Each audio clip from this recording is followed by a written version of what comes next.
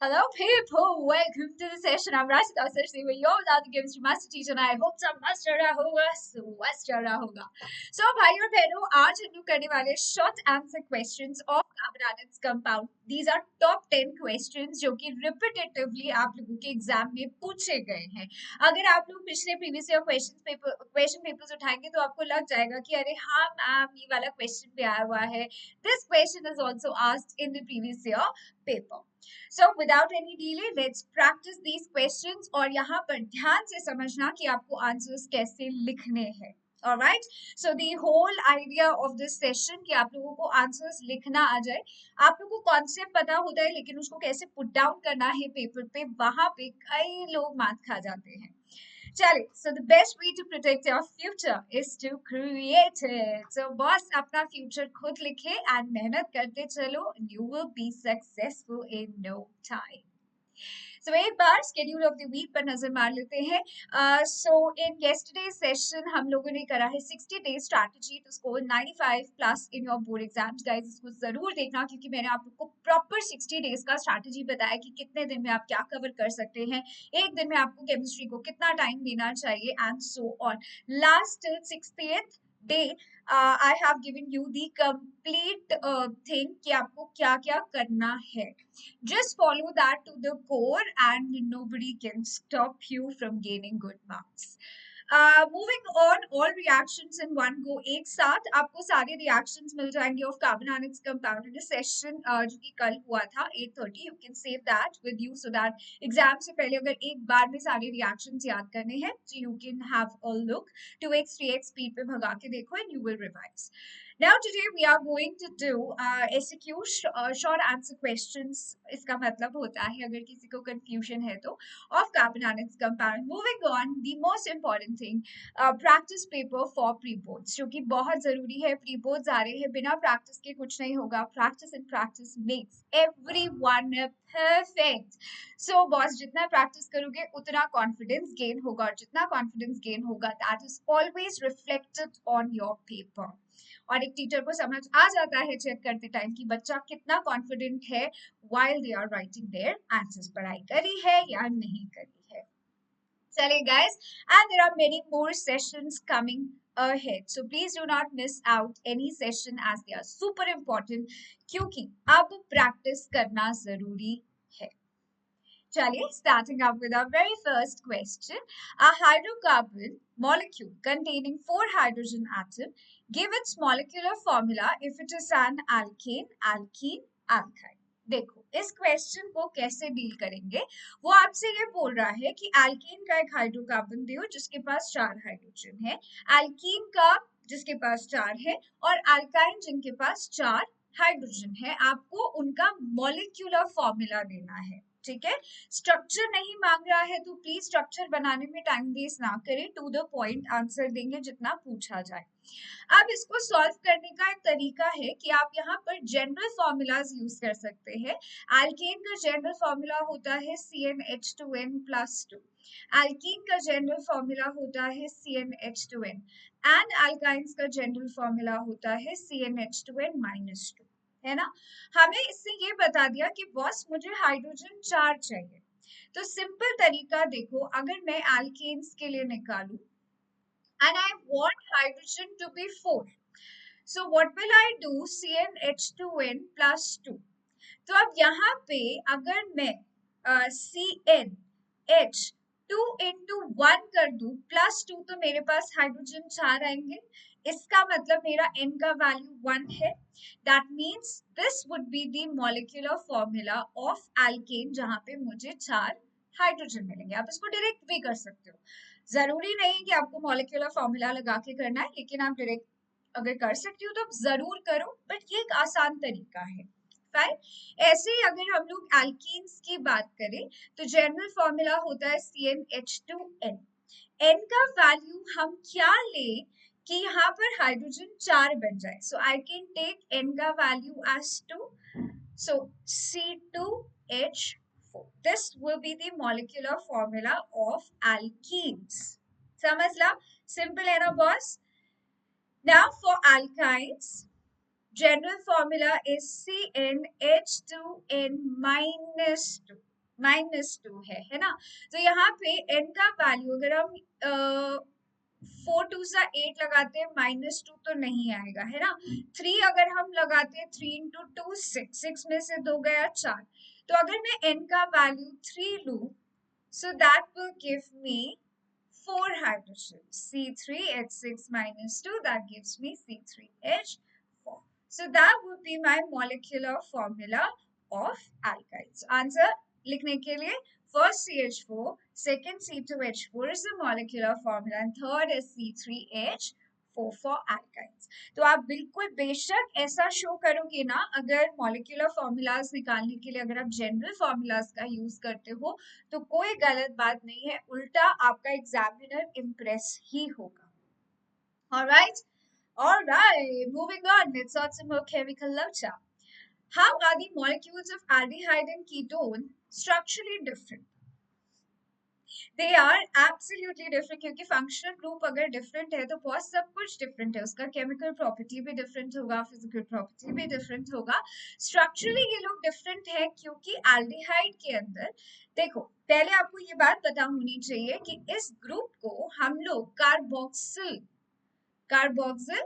Group के नाम से जानते हैं, ठीक है. तो आप ये लिख सकते हो कि एल्डिहाइड में कार्बोक्सिल ग्रुप हाइड्रोजन से जुड़ा है, जबकि कीटोन के अंदर कार्बोक्सिल ग्रुप अल्काइल ग्रुप से जुड़ा होता है. आर का मतलब यहाँ पे अल्काइल ग्रुप है. जिनको अल्काइल नहीं पता है उनके लिए let me tell you, alkane में से अगर आप एक हाइड्रोजन कम कर देते हो तो वो अल्काइल बन जाता है. जैसे कि CH4 में से -8 H निकाल दो तो दिस इज मीथेन अर्लियर है ना, और मीथेन में से एक H गया तो that becomes CH3 and now we call it as methyl. ऐसे ही C2H6 ethane becomes ethyl, propane becomes propyl and so on. So carboxyl group के साथ H जुड़ा है वो एल्डिहाइड, और अगर कार्बोक्सिल ग्रुप के साथ अल्काइल ग्रुप जुड़ा है that's ketone. This is how they are structurally different. और आप यहाँ पर एक एक एग्जाम्पल देकर इसको एक्सप्लेन कर सकते हो. CH3COCH3 एक्चुअली मैं आपके लिए इसको आसान तरीके में लिख देती हूँ. This is how you can right. This is acetone. इसको हम लोग acetone भी कहते हैं, which is the common. समझना? Alright. Moving on to our third question. A piece of black electrode is used in dry cell on strong heating in air. Gave a colorless gas which turns lime water milky. देखो colorless gas lime water milky से आप लोग समझ गए हो कि carbon dioxide के बारे में हम लोग बात कर रहे हैं. इतना तो you can have a click. What was the material of electrode? अब आप लोग अच्छे से जानते हैं एक ऐसा non metal which conducts electricity and which is black in color, that's none other than our very own graphite, जो कि हम लोग घिसते रहते हैं ना, बचपन से घिस रहे हैं पेंसिल में. So a black electrode here is graphite, जिसको हम लोग ड्राई सेल्स के अंदर यूज करते हैं. एंड जब ये हीट होता है, हीट करते टाइम वी ऑल नो कि कार्बन एयर के प्रेजेंस में हीट हो जाता है and that releases carbon dioxide gas, isn't it? और यही कार्बन डाइऑक्साइड गैस है which turns lime water milky, that is once it passes through calcium hydroxide वो आपको लाइम वाटर मिल्की कर देता है. That milky colour is because of calcium carbonate और plus water will be out. But guys यहाँ पे आप लोग से रिएक्शन नहीं पूछा है, so please don't write your reaction. बस आप लोग अंडरलाइन जरूर कर देना अपने कीवर्ड्स को, जैसे कि graphite is used for making electrode, it is used in dry cell which is one of the allotrope of carbon, है ना.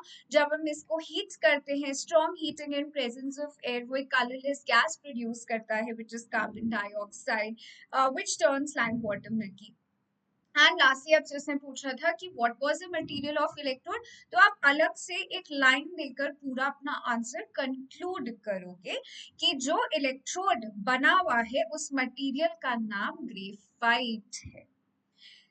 ठीक है, तो आपने ग्रेफाइट ऊपर लिख दिया, बट दैट डजंट मीन कि आप अपने आंसर को कंक्लूड ना करो, क्योंकि उसने क्वेश्चन जिस हिसाब से पूछा है आप आंसर्स भी उसी तरीके से ही लिख कर आएंगे. समझ लो?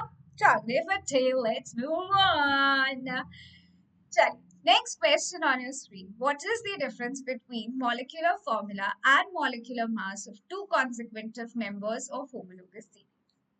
क्या होता है ना, ऐसे क्वेश्चंस में आपको दो जाने पहचाने टर्म्स मिल गए, molecular formula and molecular mass. तो ऐसे कई सारे बच्चे जल्दबाजी में and in so much of excitement आप लोग अपने बोर्ड्स में क्या करते हो, what is the difference between molecular formula and molecular mass, बस आंसर लिखना स्टार्ट कर देते हो and you just right the difference between molecular mass and molecular formula. भाई थम जाओ, थोड़ा सा क्वेश्चन आगे पढ़ो, फिनिश अप द क्वेश्चन। वो आपको होमोलोगस सीरीज से रिलेटिवली पूछ रहा है, तो आंसर बिल्कुल बदल जाता है। होमोलोगस सीरीज के अंदर आप लोग ये जानते हैं कि molecular formula between two consecutive members का जो डिफरेंस होता है वो होता है CH2 यूनिट का, और मॉलिक्यूलर मास के फॉर्म में अगर देखो तो 14 यूनिट का डिफरेंस होता है। CH2 का डिफरेंस बिटवीन टू मेंबर्स या फिर 14 मास यूनिट, चाहे तो आप एग्जांपल दीजिए यहाँ पे methane C2H6 C3H8 C4H10 and so on, है ना। और आपने क्या बोला, इन दोनों के बीच में CH2 का डिफरेंस, इन दोनों के बीच में CH2 का डिफरेंस, है ना। CH2 बढ़ता जा रहा है बढ़ता जा रहा है, और 14 मास का डिफरेंस। 14 मास कैसे हुआ, कार्बन के एक एटम का मास 12 है, हाइड्रोजन के एक एटम का मास 1 है, CH2 के अंदर एक कार्बन 12, दो हाइड्रोजन बोले तो मास 2, that will give you total 4। Perfect. Chakre Fateh. Check. So, this is how you will be writing differ by CH2 and molecular mass of two consecutive members of homologous series differs by 14 units. Cool. Moving on to our question number 5. Why are detergents better cleansing agent than soap? Mark this as super important, guys. ये आने की संभावना कहीं ज्यादा है, हो सकता है आपके प्री बोर्ड में भी आपको इस क्वेश्चन के दर्शन हो जाए। सो डिटर्जेंट क्यों हमेशा बहुत अच्छा क्लेंजिंग एजेंट माना जाता है ओवर सोप? सो बॉस इस आंसर को पॉइंट्स में लिखेंगे, पैराग्राफ्स में आंसर्स नहीं देंगे, क्योंकि कोई भी पढ़ना पसंद नहीं करता है paragraphs. So please try and right your answers in points, और लास्ट में अपने मेन टर्म्स कीवर्ड्स को अंडरलाइन कर कराएंगे, ठीक है। That makes your examiner feel very very light work. अगर आपने एग्जामिनर को तंग कर दिया पूरा पेपर चेक करते टाइम, वो आपके पेपर में थक जाते हैं, सो उसका इम्पैक्ट भी आप पर ही पड़ेगा, नेगेटिव इम्पैक्ट एक्चुअली। चलिए, सो डिटर्जेंट की अगर हम बात करें, so it is used with hard water also, है ना। हम ये बात बहुत अच्छे से जानते हैं कि सोप हार्ड वाटर के साथ अच्छा काम नहीं करता, जबकि डिटर्जेंट्स करते हैं। सेकेंडली, आप ये एक्सप्लेन करोगे कि डिटर्जेंट्स जो है वो बहुत ज्यादा डिसाइसिव होते हैं towards cleaning action and they are more soluble in water. Thirdly, they do not make any insoluble precipitate, बोले तो they do not form scum.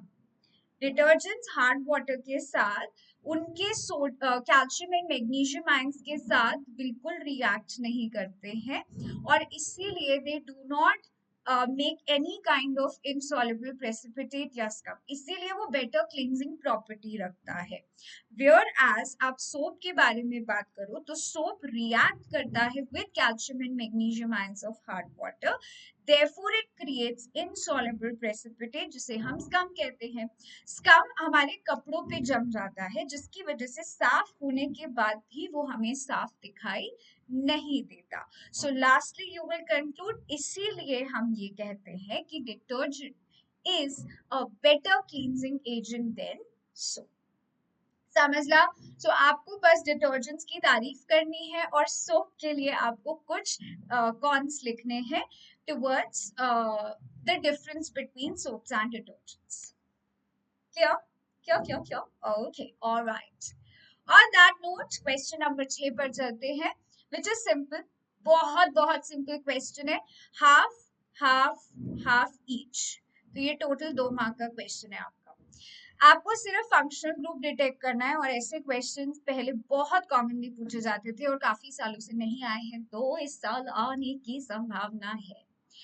चलिए जल्दी से बताइए, यहाँ पे कौन सा फंक्शनल ग्रुप दिख रहा है आपको? एक ऐसा फंक्शनल ग्रुप जो मैं हमेशा आप लोगों को बोलती हूँ कभी भी टर्मिनल पोजीशन पे नहीं मिलता है, वो समवेयर इन बिटवीन चेन होता है, and that's none other than C double bond O. C double bond O attached to alkyl जिसका नाम है ketone. Well done, guys. Good. And this one, COOH, C double bond OH. This is carboxylic acid. CHO, I know इसमें कई बच्चों को confusion होता है. जितना practice करोगे confusion उतना दूर होगा. Aldehyde. And lastly, ये तो तुम लोग कभी नहीं भूलोगे, C2H5OH, CH3, CH2OH, and that's alcohol. ये कुछ ज्यादा ही तुम लोगों को याद रहता है. I've seen so many children. हाँ, so कैसे लिखोगे? Ketone, carboxylic acid, aldehyde, and alcohol. Your pass? Alright. So अगर आपने ये आंसर सही करा है तो 2 marks all yours. On that note, question number 7. Gas is evolved when ethanol reacts with sodium. Ethanol बोले तो C2H5OH. जब हम इसे सोडियम से रिएक्ट कराते हैं, देखो खोल के लिखते हैं इसको, है ना, CH3 CH2OH. जब भी इसको सोडियम से रिएक्ट कराया, सोडियम ने हाइड्रोजन को बाहर करा धक्का मार के, and that's will going to give you CH3 CH2ONA, और हाइड्रोजन गैस बाहर निकलेगा. सो गैस इवॉल्व्ड जब सोडियम एंड इथेनॉल आपस में रिएक्ट करते हैं. आपको बोला है name the gas. Gas name is hydrogen and write a balanced chemical equation. आपको बैलेंस करना इक्वेशन को. 2Na2C ethanol gives you 2 sodium methoxide plus 1 molecule of hydrogen gas. Just give me a second, guys.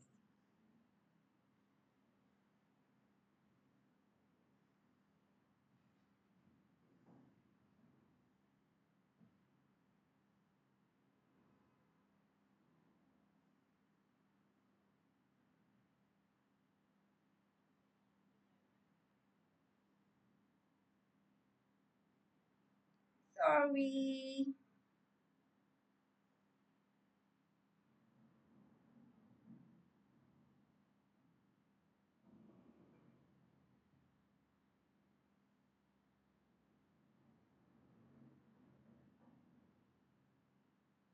लोग को आवाज आ रही है धम धम धम धम. लिटरली मेरा ना भी टेबल हिल रहा है, लाइट हिल रही है.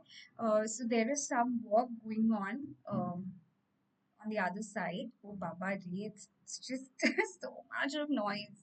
I hope कि तुम लोग को नहीं आ रही हो आवाज. I wish that.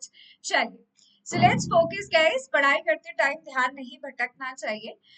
So hydrogen gas is evolved when ethanol reacts with sodium. अच्छा, अब यहाँ पर आप लोगों का एक क्वेश्चन रहता है कि मैम क्या बैलेंसिंग को पूरा दिखाना पड़ेगा? नहीं, आप बैलेंसिंग डायरेक्टली अगर याद है तो डायरेक्ट लिखो, नहीं तो रफ वर्क में जाके भी आप बैलेंसिंग करके लिख सकते हो. आपको पूरा बैलेंसिंग यहाँ पे शो करने की जरूरत नहीं है. ठीक है? Alright. Question number 8. Right the structural formula of isomers of pentane. सबसे पहले आइसोमर्स क्या होते हैं? आइसोमर्स होते हैं जिनका मॉलिक्यूलर फॉर्मूला सेम होता है, परंतु स्ट्रक्चरल फॉर्मूला इज डिफरेंट. ठीक है? पेंट बोले तो 5 कार्बन, 5 कार्बन. एन बोले तो एल्कीन. तो अगर हम बना के देखें 1 2 3 4 5, कितने हाइड्रोजन आने चाहिए? कैसे पता चलेगा? तो जनरल फॉर्मूला देख लेते हैं. CnH2n+2, जहां पे n का वैल्यू 5 है. अगर मैं इसको यहाँ पे पुट करूं, दैट गिव्स यू C5H12. तो 12 हाइड्रोजन आने चाहिए. 1 2 3 4 5 6 7 8 9 10 11 12. ठीक है? तो हमने यहाँ पे कार्बन की टेट्रा वैलेंसी को हाइड्रोजन से पूरा करा. उसको सारे को यूज करके we have completed the tetra valency of carbon. तो ये हुआ आपका एक आइसोमर जिसका मॉलिक्यूलर फॉर्मूला है C5H12. ऐसे ही क्या हम और स्ट्रक्चर्स बना सकते हैं जिसका स्ट्रक्चरल अरेंजमेंट डिफरेंट हो बट मॉलिक्यूलर फॉर्मूला यही रहे? So let's do it. 1 2 3 4 और एक ब्रांच में लगा देते हैं 5. क्या अभी भी हाइड्रोजन्स पूरे हो रहे हैं? 1 2 3 4 5 6 7 8 9, 10, 11 and 12. Absolutely done. Third, 1, 2, 3, 4 और 5. 5 कार्बन हो गए. एन है बोले तो single bond between carbon and carbon. And hydrogen की बारी. 1, 2, 3, 4, 5, 6, 7, 8, 9, 10, 11 और 12. तो सबका मॉलिक्यूलर फॉर्मूला एक ही है, but structurally they are different. नाम अलग है. अगर स्ट्रक्चर अलग है तो उनकी प्रॉपर्टीज भी कंप्लीटली अलग होगी एक दूसरे से. So it will be N pentane या फिर नॉर्मल पेंटेन भी कहते हैं. एन का मतलब normal, just a straight chain. Iso बोले तो आपकी सेकेंड कार्बन पे ब्रांच होगा, दैट्स आइसो. नियो बोले तो आपके एक कार्बन, मिडिल कार्बन पे दो ब्रांचेस लटक रहे हैं, सो दैट्स नियो पेंटेन. तो 3 आइसोमर्स बनेंगे total, N, iso and neo. नाम लिखना जरूरी है, बिल्कुल. Fine, alright. अच्छा, कई बार आप लोग क्या करते हो ना, आइसोमर के नेम ना लिखे आयुपैक नेम लिखाते हो.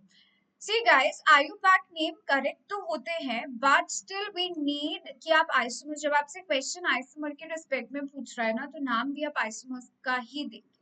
अगर आपको बिल्कुल ही याद नहीं आ रहा है तो जाके आप उसका IUPAC नॉमेनक्लेचर लिख दो, बट प्लीज ट्राई कि आप यहाँ पर आइसोमर्स का नाम ही लिखिए. राइट, चलिए. Moving on to our question number 9. What is the role of metal or reagents written on arrow in the given chemical reaction? What is the role of metal or reagent? तो यहाँ पर metal का क्या काम है? Hydrogen का addition हो रहा है. क्या हाइड्रोजन का एडिशन हो रहा है? यस. यहाँ पे अगर मैं एक बॉन्ड तोड़ दूं और यहाँ हाइड्रोजन हाइड्रोजन के बीच का एक बॉन्ड तोड़ दिया जाए, तो एक हाइड्रोजन इधर ऐड होगा, दूसरा हाइड्रोजन दूसरे कार्बन पे ऐड होगा. So overall this was unsaturated and in presence of catalyst ये सैचुरेटेड कंपाउंड में कन्वर्ट हुआ है. तो कैटलिस्ट का प्रेजेंस है. ठीक है, तो आप यहाँ पे बस इतना लिखोगे कि nickel is used as a catalyst for hydrogenation reaction A वाले में. दूसरा रिएक्शन का नाम क्या है? जल्दी से बता दो चैट बॉक्स पे. दूसरे रिएक्शन में इथेनॉल इथेनोइक एसिड के साथ रिएक्ट कर रहा है, जहां पे कॉन्सेंट्रेटेड सल्फ्यूरिक एसिड का यूज करा गया है.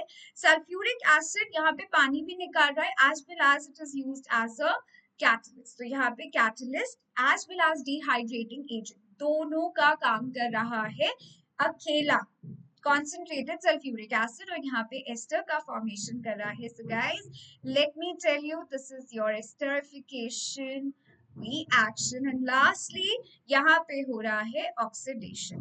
तो आप ये कह सकते हैं कि alkaline KMnO4 is used as the oxidizing agent. Answer कैसे लिखोगे? निकल इन फर्स्ट रिएक्शन कैटलिस्ट के जैसे काम कर रहा है, concentrated sulphuric acid catalyst and dehydrating agent के तौर पे काम कर रहा है, and alkaline KMnO4.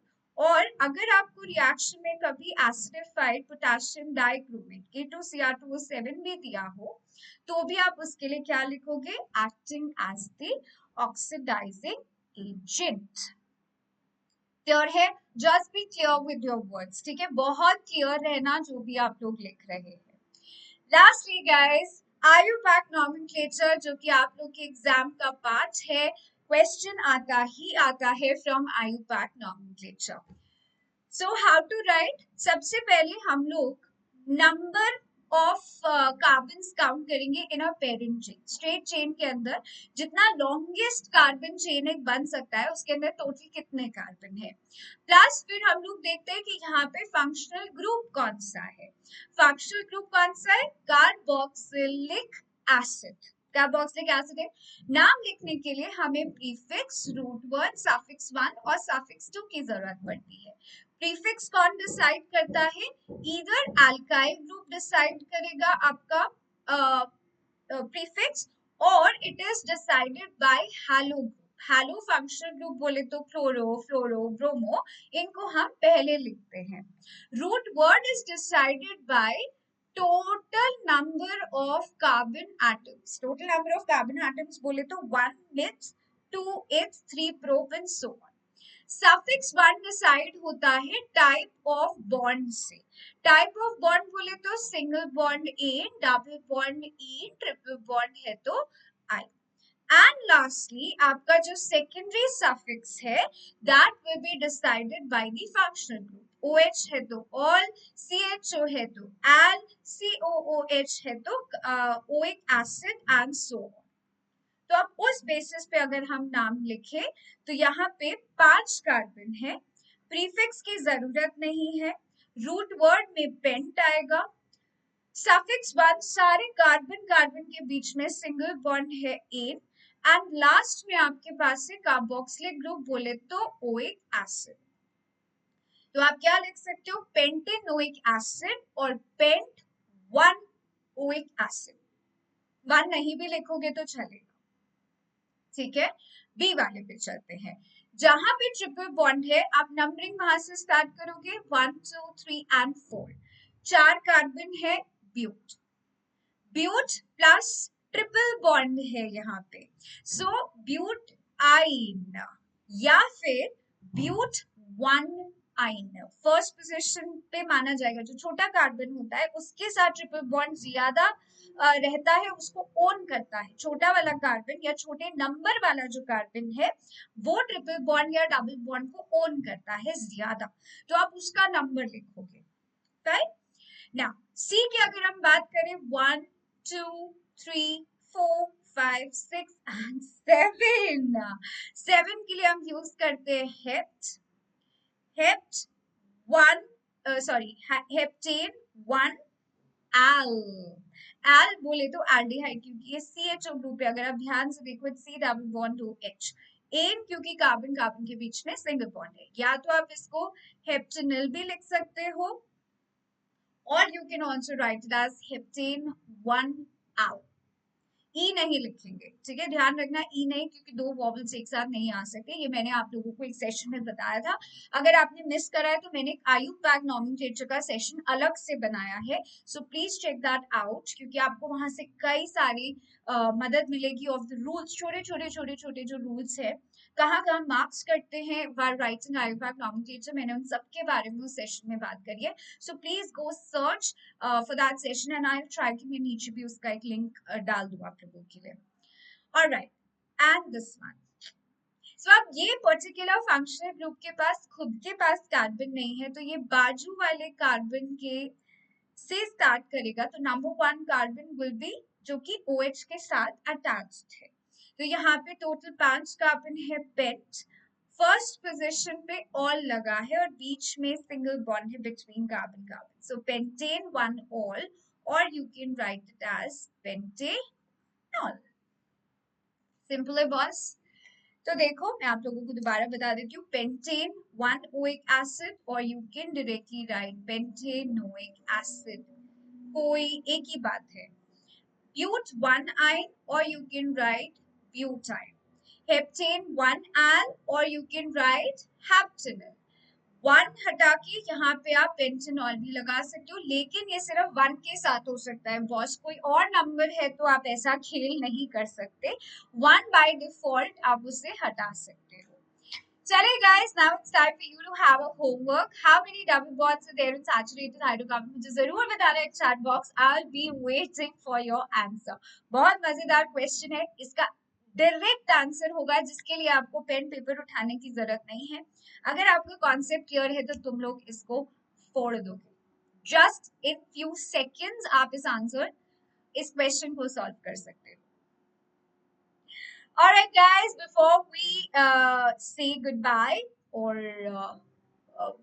not goodbye, before we say bye, let's go through MVSAT, which is your scholarship test. So, guys, scholarship test देना जरूरी है, just because कि यहाँ पर आपको assured scholarship मिलेगी, and अगर आपने बहुत अच्छा परफॉर्म करा तो आगे केस आपके लिए वेदांतु में you will get your studies free, which is a big deal, क्योंकि अगर आप लोग कॉम्पिटिटिव एग्जाम्स की भी तैयारी करते हो, so you have, your parents have to pay a huge amount of money, so it's a handsome money that parents have to pay, तो उनके कंधों से अगर आपको थोड़ा भार हटाना है तो तैयारी करो, जो कि आप लोग कर ही रहे हो बोर्ड्स की, उसके साथ साथ थोड़ा सा मेंटल एप्टीट्यूड भी पूछा जाएगा.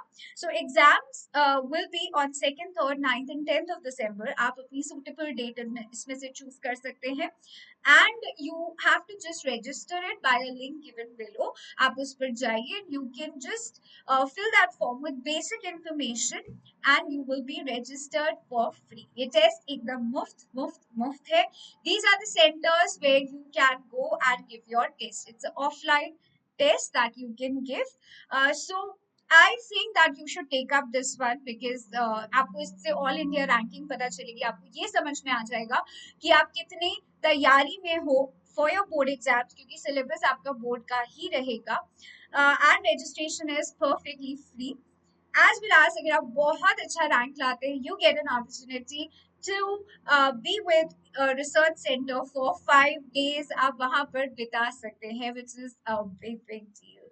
So thank you so much, Sean. That was it from my side. ऐसे ही और सेशंस के लिए then like, share and subscribe. Do not miss any session. उसके लिए सब्सक्राइब करना पड़ेगा बॉस. ठीक है? फिर मिलते हैं जल्दी जल्दी. This is me, Rajda Davis, signing off. Take care, stay safe, stay happy always. Bye.